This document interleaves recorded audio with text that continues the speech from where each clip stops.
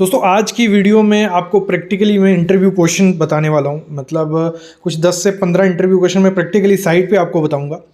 फिर मैं आपको बताऊँगा कुछ क्वेश्चन और आंसर, वो खुद आपको स्टडी करने हैं। आपको मैं स्क्रीन पे दिखाता जाऊँगा, आप उसको नोट करते जाइए और कमेंट करना। जो क्वेश्चन नहीं पता चलता है 100 मतलब कुछ 150 क्वेश्चन आपके लिए आ जाए, जो क्वेश्चन नहीं पता चलेगा कमेंट करना, मैं कमेंट में ही आंसर करूंगा, नहीं तो उसकी अलग से वीडियो ले आएंगे। लेकिन कंप्लीट वीडियो देखना, काफ़ी नॉलेज इस वीडियो में है क्योंकि इंटरव्यू क्वेश्चन आपके लिए मैं लेके आया हूँ। तो शुरू करते हैं आज का वीडियो। अभी हम बात करते हैं कंक्रीट की। देखो, जब भी कंक्रीट होता है उसका कुछ ग्रेड मेंशन होता है, उसका कुछ स्ट्रेंथ होती है, डिफाइंड होती है। तो उसको हम कैसे चेक कर सकते हैं कि वो सही चीज़ यूज़ की जा रही है कि नहीं की जा रही है? क्योंकि देखो, एक ग्रेड तो होता नहीं कंक्रीट का, और उसको मिक्सिंग का, बनाने का तरीका, सैंड कहाँ से आ रही है, एग्रीगेट, सब चीज़ें देखनी पड़ती हैं। फिर डिसाइड होता है कि ये आपका M10 ग्रेड है, M15, 20, 25, 30, जो भी ग्रेड है, काफ़ी ग्रेड होते हैं, M80 तक ग्रेड इंडिया में यूज़ किए जाते हैं। तो वो स्ट्रेंथ पे डिपेंड होते हैं, क्योंकि जितना अच्छा ग्रेड होगा उतना वो लोड काउंटर कर पाएगा, बेयर कर पाएगा, ट्रांसफ़र कर पाएगा। तो जैसे सामने आप कंक्रीट देख रहे हो, जैसे भी हमारा किसी भी चीज़ की कंक्रीटिंग होती है, 1 M³ से लेके 1000 2000 जितने M³, तो हमें कंक्रीट के लिए उसके क्यूब फिलअप करने पड़ते हैं। और इंडिया में स्टैंडर्ड साइज यूज़ किया जाता है 150 बाई 150 बाई 150 mm का, या 15 centimetre by 15 centimetre by 15 centimetre का length, breadth into height cube use किया जाता है। तो जब हमारा कंक्रीट का बैच हो जाता है, हम कंक्रीट खुद बना रहे हैं या RMC प्लांट से ला रहे हैं, रेडी मिक्स कंक्रीट ला रहे हैं, हमें तब भी उसका स्ट्रेंथ चेक करना पड़ेगा। तो उसके लिए हम क्या करते हैं, क्यूब फिलअप करते हैं। ये डिपेंड किस पे होता है कि आपका कितनी क्वांटिटी है। जितनी क्वांटिटी होगी उसी हिसाब से आपके कंक्रीट के क्यूब फिल किए जाते हैं, ये हमेशा ध्यान रखना। और किस हिसाब से फिल करने में आपको बता दूं, देखो, अगर आपका 1 M³ है, 1 M³ से 5 M³ तक है, तो आपको एक सैंपल भरना होता है। एक सैंपल में हमारे कितने आ गए, 6 क्यूब आ गए। एक सैंपल मीन्स 6 क्यूब। तो उसमें जो 3 क्यूब होंगे वो 7 दिन पे चेक किए जाएंगे, टेस्ट किए जाएंगे, और 3 28 दिन पे।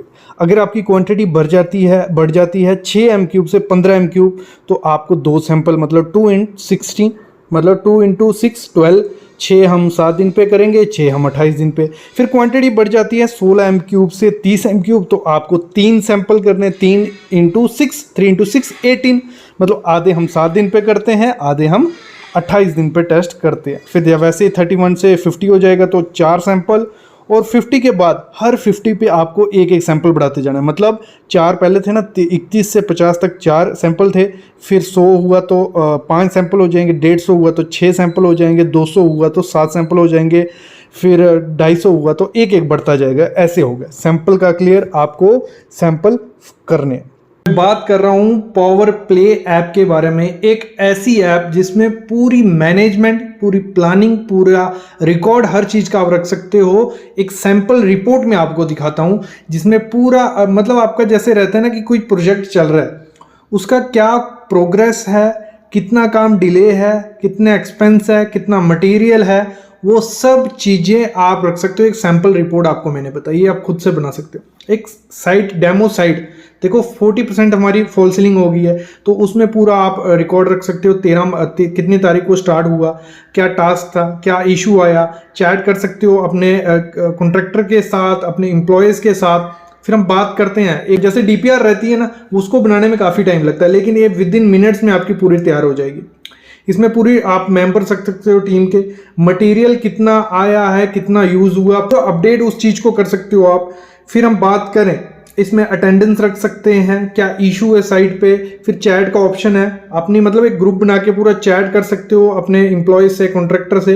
तो एक ऐप है, एक फुल ऑन पैकेज ऐप है आपके लिए, पावर प्ले ऐप। एक बार जरूर डाउनलोड करना। अगर आप एक सिविल इंजीनियर हो तो आपके फ़ोन में ये ज़रूर ऐप होनी चाहिए, और अगर आप बिल्डर कॉन्ट्रैक्टर हो तो मस्ट आपके ये होनी चाहिए। डिस्क्रिप्शन में मैं लिंक ऐप का डाल देता हूँ, आप ज़रूर एक बार ऐप को डाउनलोड करके देखिए। यहाँ तक क्लियर हो गया। फिर उसके बाद जब हम ये फिलअप कर देते हैं, मतलब हमने क्या किया, जो हमारे सैंपल थे कंक्रीट फिलअप कर दिए, उसके बाद हमें उसके ऊपर लिखना होता है। उसके ऊपर हम मेंशन करते हैं उसका आइडेंटिफिकेशन मार्क, कि हम इसको पहचानेंगे कैसे कि कौन सा कंक्रीट का एक क्यूब है। फिर डेट लिखते हैं उस पर, एज लिखते हैं, और क्यूरिंग कंडीशन, मतलब ये सब चीज़ें आपको चेक करनी होती हैं। क्लियर, यहाँ तक क्लियर हो गया, हमने भर दिया।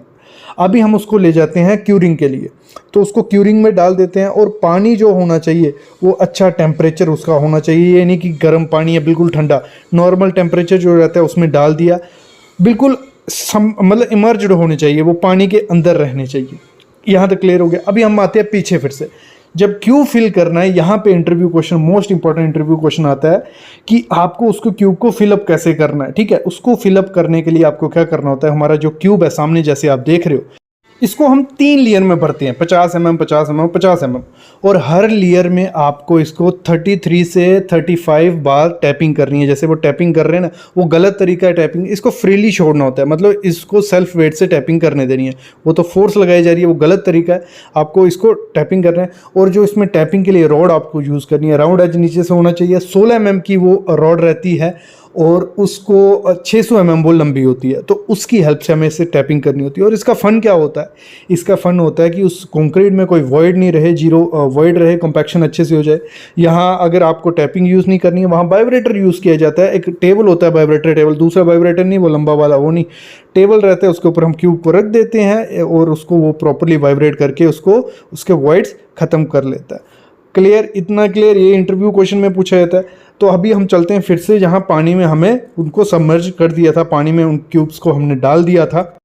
उसके बाद हम लोग क्या करते हैं, इनको 7 दिन के बाद निकालते हैं, फिर उनका टेस्ट करते हैं, फिर 28 दिन के बाद। और टेस्टिंग का मैं आगे बताता हूँ कैसे टेस्ट किया जाता है। अगर एक और चीज़ इंटरव्यू में पूछी जाती है, अगर आपको कोई पूछे तो इसकी कंक्रीट की एक दिन में कितनी स्ट्रेंथ आ जाती है, अगर 24 घंटे में स्ट्रेंथ काउंट करनी हो तो इसकी स्ट्रेंथ रहती है 16%। इसकी स्ट्रेंथ आपको दिखने लग पड़ेगी, इर्द गिर्द देखेगी।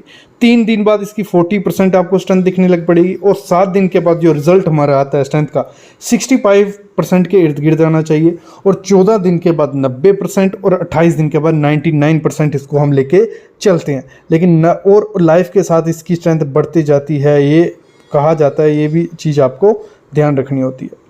अगली चीज़ है, अब इसकी टेस्टिंग कैसे करनी है भाई। तो टेस्टिंग के लिए हम क्या करते हैं, जो 7 दिन के बाद हमने सैंपल लिया है, 3 सैंपल हम मतलब हमने पकड़ के चल रहे हैं, 1 सैंपल हमने बनाया, 3 क्यूब हम ले लेंगे। 3 क्यूब को क्या करेंगे, टेस्ट करेंगे। और इसको टेस्ट करने के लिए क्या होता है, सामने आप मशीन देख रहे हो, कंप्रेसिव स्ट्रेंथ टेस्ट जो CTM रहती है हमारी, ये टेस्ट करती है। इसकी हेल्प से हम इस पर लोड डालते हैं और चेक करते हैं कि ये कितना लोड बियर कर पा रही है। तो उसी बेसिस पे हम इसको चेक करते हैं। और लोड डालने का, इसमें से एक और इंटरव्यू क्वेश्चन इसी टाइम निकल के आता है, तो किस हिसाब से आपको लोड डालना होता है। तो हम लोड को इंक्रीज करते जाते हैं 140 kg पर सेंटीमीटर स्क्वायर के हिसाब से, पर मिनट के हिसाब से। एकदम से लोड नहीं डाल देना है, धीरे धीरे धीरे उस पर लोड डालते जाना है। और जैसे हम लोड डालते हैं, देखो इस प्रोसेस से किया जाता है, ये मैन्युअली मशीन है, कोई ऑटोमेटिकली भी आती है, उसमें कुछ नहीं करना, बटन दबा दिया सब हो जाएगा। लेकिन इसमें देखो, इसमें हम इसको पूरा टाइट कर देते हैं। उसके बाद ये देखो क्यूब को, प्रॉपर क्यूब आपका सामने दिखना चाहिए, जो उसकी डेट तारीख वो है वो सामने आनी चाहिए, और बिल्कुल सेंटर में वो क्यूब आपका होना चाहिए। और धीरे धीरे हम उस पर लोड डालते जाते हैं, और लोड अपने आप वो डाल रहा होता है, भले वो सेमी ऑटोमेटिक या ऑटोमेटिक, लोड अपने आप डालता जाएगा, और 140 kg पर सेंटीमीटर स्क्वायर पर मिनट के हिसाब से डलता जाएगा। और उसके बाद क्या होगा, उसमें अगर माइनर से क्रैक्स आपको दिखने लगे, थोड़े थोड़े क्रैक दिखने लगे, उसके बाद आपको रीडिंग नोट कर लेनी होती है। आप देख रहे हो लोड उस पर डल रहा है, ये मीटर आपको सामने दिख रहा है, उधर देखो सामने उन्होंने डेविएशन दिखी हुई है, ये पहुंचा 300 400। देखो जब क्या होगा, उस जो कंक्रीट आपका उसमें क्रैक आएगा, तो अपने आप जो मशीन होगी ये तो अपने आप वो उसकी जो सुई होती है वो रुक जाती है। तो उसके बाद हम इसकी जो रीडिंग होती है नोट कर लेते हैं, और उसके बाद हमें एक फार्मूला, बेसिक सा फार्मूला लगा के इसका हम चेक कर लेते हैं कि हमें 7 दिन के बाद, या 7 दिन पे हमें कितनी 65% स्ट्रेंथ चाहिए थी ना, तो हमें 65% से ज़्यादा ही स्ट्रेंथ मिल रही है। अगर कम मिल रही है तो वो एक्सेप्टेबल नहीं होता है। देखो थोड़ी बहुत 3 रीडिंग होती है, उनकी एवरेज ली जाती है, तीनों में आपस में 15% से ज़्यादा वेरिएशन नहीं होनी चाहिए, तो वो चीज़ भी देखनी होती है। तो ये देखो हमारी रीडिंग हमें मिल चुकी है 700। तो इसको क्या करना होता है, हमारा फार्मूला रहता है, मैं इसको बताता हूँ, इसकी कैलकुलेशन हम लोग कैसे करते हैं। देखो जो भी रीडिंग हमें उस पर मिलती है, लोड डिवाइड बाय एरिया हमें कर देना होता है।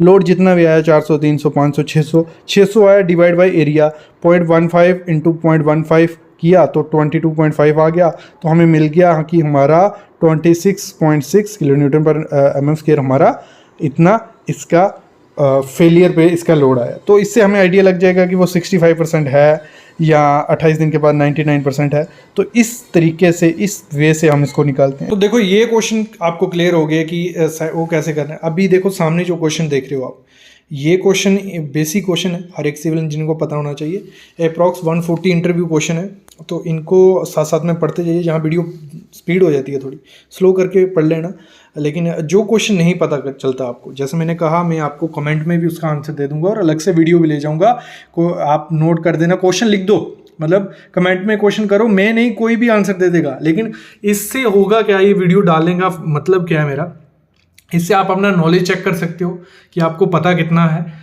दूसरा जो नहीं पता है वो कमेंट करोगे तो वो कोई और बता देगा या मैं आपको बता दूंगा। बाकी तो आपको आंसर सामने लिखे हैं, क्वेश्चन सामने लिखे हैं, और ये वो इंटरव्यू क्वेश्चन है जो बड़ी बड़ी कंपनीज में या किसी भी इंटरव्यू में बैठोगे, ये इंटरव्यू क्वेश्चन आपसे पूछे जाएंगे। तो इनकी PDF मैंने पूरी वीडियो बना के डाल दी है, तो इसको स्लोली टाइम निकाल के नोट करते जाओ, जहाँ आप इसको पढ़ो। बहुत इंपॉर्टेंट इंटरव्यू क्वेश्चन है ये।